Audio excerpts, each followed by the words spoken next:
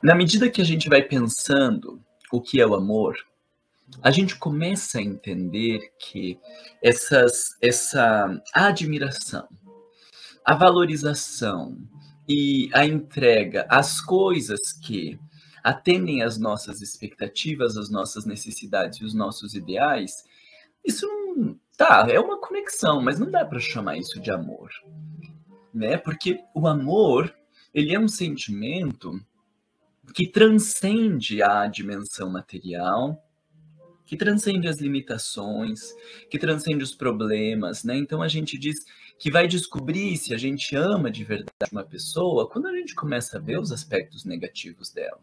Quando começam a surgir os problemas, as diferenças. Porque até então talvez a gente está apaixonado, né? É difícil a gente entender essa diferenciação entre estar apaixonado e amar. Querer estar o tempo todo junto, ele pode ser só sintoma de você estar apaixonado. Querer estar com aquela pessoa, querer agradar aquela pessoa, querer que ela faça parte da tua vida, se envolver, dar presente, dizer eu te amo, isso pode ser só sintomas de uma pessoa apaixonada.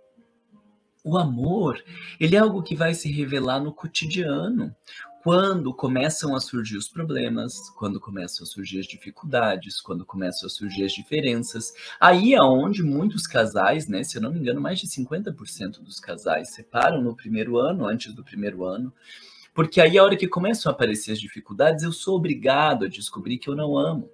Eu sou obrigado a reconhecer que eu estou numa conveniência quando as coisas saem do jeito que eu quero, quando a pessoa me trata do jeito que eu espero, então eu supostamente amo. Mas quando as coisas são diferentes e eu preciso fazer um movimento para ir além, eu preciso aceitar o indivíduo como ele é, eu preciso reconhecer que é aquela sua característica, eu preciso compreender, eu preciso tolerar, né? Aí a gente vai chegar no que se chama amor, né? A hora que você está disposto a passar por cima das tuas questões, das tuas exigências, dos teus planos, dos teus ideais em função do outro, né? Não sei se a palavra em função seria, né, não vai causar uma confusão, mas assim, levando o outro em consideração. Na hora que você precisa abrir mão de um movimento teu, na hora que você precisa considerar o outro, na hora que você precisa, né, abrir aquele jeito de pensar para ir em direção ao outro, né? É o sair do egocentrismo que a gente fala, esse é o movimento que a gente vai em direção ao outro, né? Ele não existe um limite, não existe uma um saudável ou um não saudável quando a gente está falando de amor. O adoecimento, ele não é o sujeito que ama demais. O sujeito que ama demais é a Madre Teresa de Calcutá, né? Ela amou demais. O sujeito que ama demais, ele não vai adoecer. O problema é que a gente quer dar o que não tem. Eu quero dar o que eu não tenho, porque eu estou esvaziado de mim mesmo, e eu fico na expectativa de que o outro me dê algo em troca. Então, pensa bem por que isso não é amor. Eu estou fazendo o movimento de ir além, para ir ao encontro do outro, para reconhecer a necessidade do outro, para aceitar o outro como ele é? Não. Eu estou num processo de assujeitamento, dando para o outro para que ele me dê. Qual é o meu foco? Qual é a minha intenção? É sair ganhando, é ser reconhecido, é ser beneficiado. E aí chega uma hora que a gente dá tanto, a gente dá tanto, a gente dá tanto, e o outro não dá nada, ou não dá nada do que eu espero, que eu me sinto abusado. Eu me sinto desrespeitado, eu não me sinto acolhido, eu não me sinto valorizado, eu não me sinto um monte de outras coisas. Por quê? Porque eu estou dando daquilo que eu não tenho. Eu estou oferecendo aquilo que eu não possuo, numa fantasia de que outro me dê. Parem com a ilusão de que isso é amor. Isso é você pensando em você mesmo, mas de uma maneira tabelada. ao invés de eu fazer por mim, porque eu não tenho coragem, eu tenho medo de parecer egoísta, eu tenho medo de parecer egocêntrica, eu tenho medo de parecer, né, narcisista, então eu ofereço para o outro, para que o outro me ofereça. Não chame isso de amor. Isso é troca, isso é movimento interesseiro, isso é um monte de outras coisas que você queira dar o nome. O que é auto-amor? Aceitação, reconhecimento e tolerância de quem eu sou. Se eu preciso ser algo a mais para daí me amar, se eu preciso fazer algo mais bonito para me sentir valorizado, se eu preciso me mostrar melhor para daí eu acreditar que eu tenho valor, essa é a declaração. Não há amor aí. Não há o auto-amor aí. Volta lá para o mito de Narciso. Narciso era um cara arrogante, individualista, que não se dava a ninguém. A gente pode analisar o mito pensando na incapacidade dele de se dar, de se relacionar, porque ele não sabia quem ele era.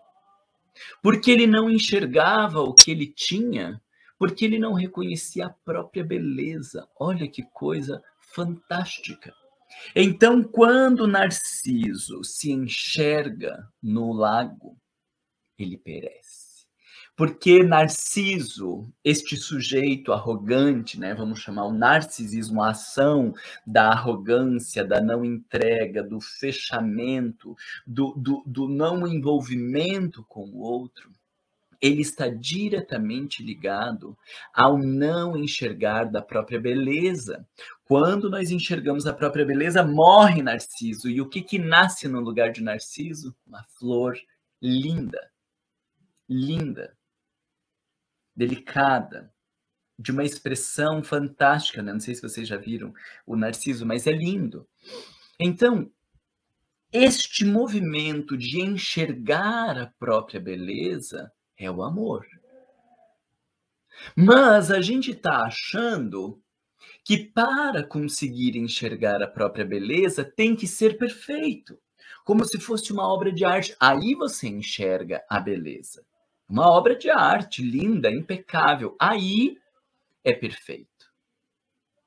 Aqui que eu quero trazer, né, eu tinha uma professora muito louca que ela dizia o pulo do gato. Esse é o pulo do gato. Eu vou te trazer aqui o pulo do gato. O amor, volta lá no que eu estava te explicando, ele não tem a ver com atender expectativas. Ele tem a ver com ir ao encontro do outro. Para reconhecer quem ele é, como ele se constituiu desse jeito. E aí, com isso, eu compreendo. Eu compreendo que aquela pessoa seja mais fechada, é o jeito dele, porque a vida dele foi assim, assado, o perfil, o talento dele é isso, é aquilo. Não, aquele lá é mais, se mostra mais, mas também isso e aquilo, aquele outro. Olha que coisa interessante. Ele tem a ver com uma capacidade de se relacionar com essas verdades do outro, com a história do outro, com uma compreensão. Isso é o amor. Então esse movimento, ele se aplica ou ele pode se aplicar a você.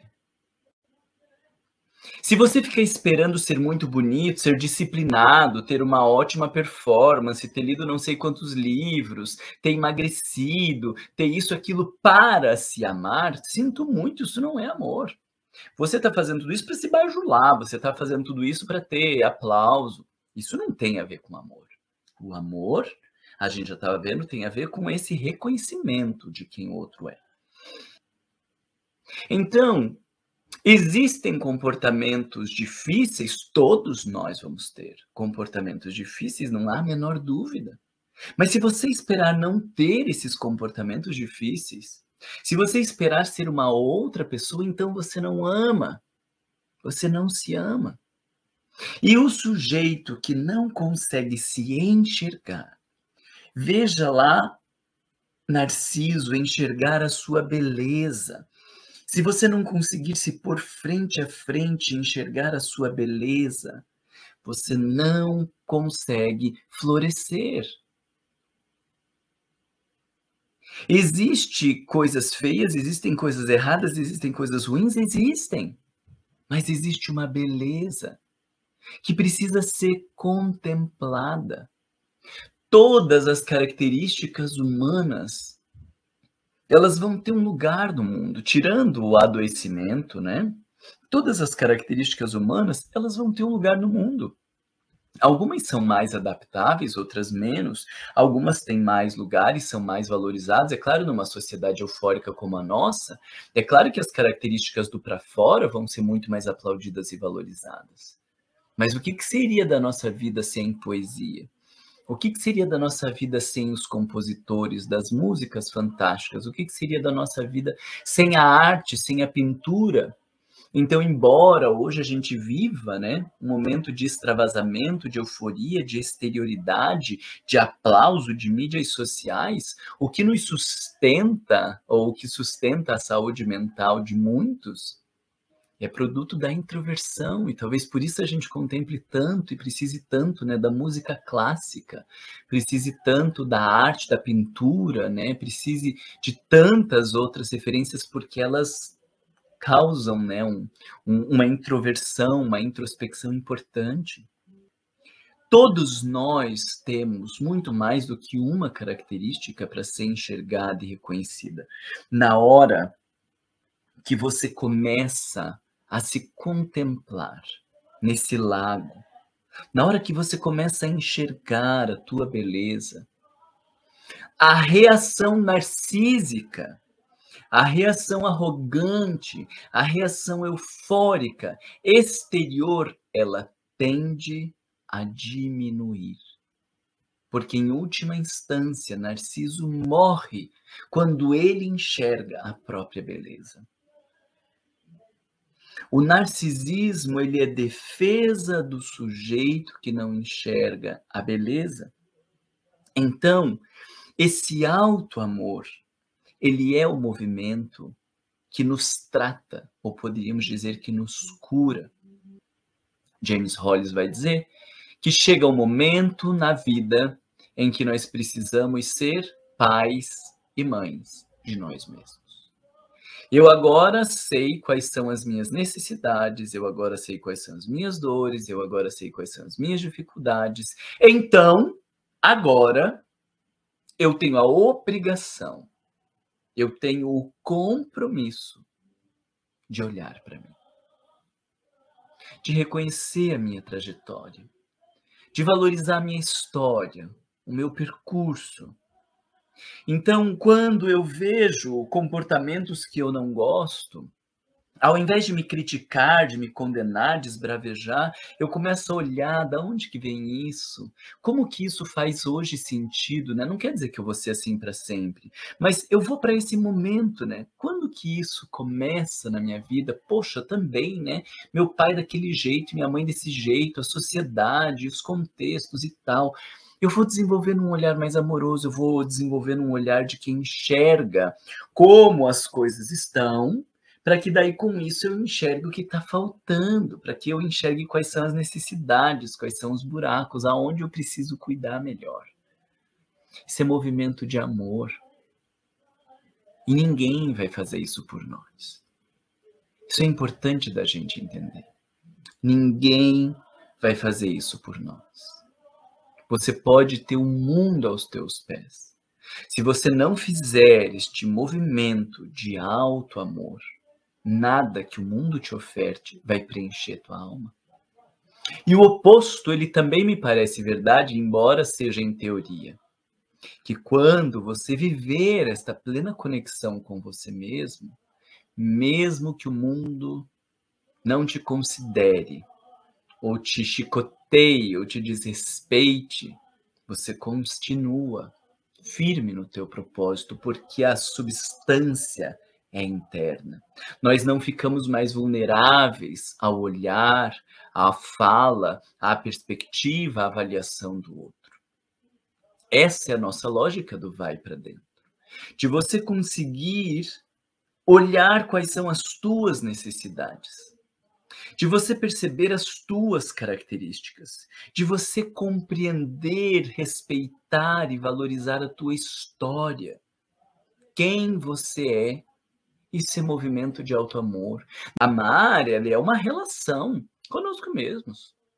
Uma relação de quem olha, de quem presta atenção, de quem se preocupa, de quem se envolve, de quem se interessa. E na medida que você olha, se preocupa, se envolve, se interessa com você mesmo, com a tua história, com a tua caminhada, com o teu percurso, você começa a desenvolver o amor. Você começa a sentir algo diferente, um olhar especial, uma perspectiva mais cuidadosa, um respeito por esta história. E isso é o amor. E a hora que você faz uma presepada, você olha e entende muito bem a presepada. A hora que você tem os teus equívocos, meu Deus do céu, é óbvio que vai ter equívocos. Você não se critica, não se condena, porque quando você faz esse movimento das críticas, da condenação, quando você faz todos estes movimentos, você vai precisar compensar tudo isso. Porque se aqui você está se colocando como uma porcaria, aonde você vai ser o rei, a rainha, o lugar maravilhoso? Aí a gente se perde lá em cima, precisa cuidar desta base. A gente precisa, neste sentido, urgentemente, olhar para dentro, para a nossa história, para o nosso caminho, para a nossa construção, olhar com respeito, uma contemplação, né, de quem valoriza, de quem reconhece, de dar atenção sem pressa, sem comparativos externos, sem idealizações, porque as idealizações destroem a nossa relação interior. As idealizações, elas tornam torna árido a nossa relação interior, porque eu tinha que ser, eu deveria, e toda vez que eu não sou, que eu não atendo, que eu não chego lá, então eu suprimo, eu rejeito, eu critico, eu me inferiorizo. É um discurso aparentemente bonito, o idealizado, o querer melhorar, o querer evoluir, mas que em última instância, se você não sabe mediar bem isso, ele se transforma num auto-ódio. Isso está presente em muitas religiões. O auto-ódio, que se manifesta numa postura narcísica, arrogante, orgulhosa, que também predomina em muitas religiões. A identificação das tuas características, sem julgamento, sem condenação, uma relação de contemplação, uma relação de respeito, uma relação de reconhecimento pela história, por quem você é.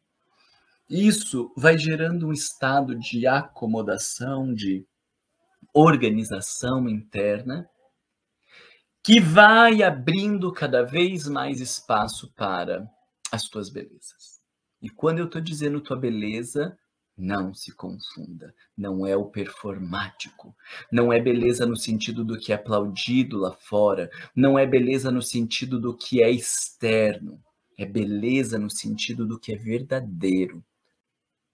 Eu admiro a minha trajetória de sobrevivência, o lugar que eu encontrei no mundo, e eu digo, meu Deus do céu, isso é lindo.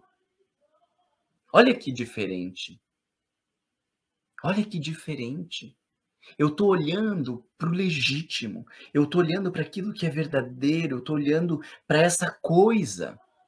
Ao invés de ficar do ideal, eu queria ser mais calmo, eu queria ser mais isso, eu queria não brigar com os meus filhos. Isso é você no ideal, e no ideal você desconecta.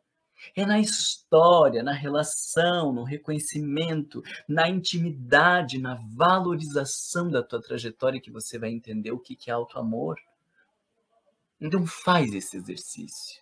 Faz esse exercício hoje de olhar para a tua história, de resgatar o teu caminho, de aceitar esse teu lugar. E eu tenho certeza que na medida que você vai fazendo isso, você vai enxergando a tua beleza.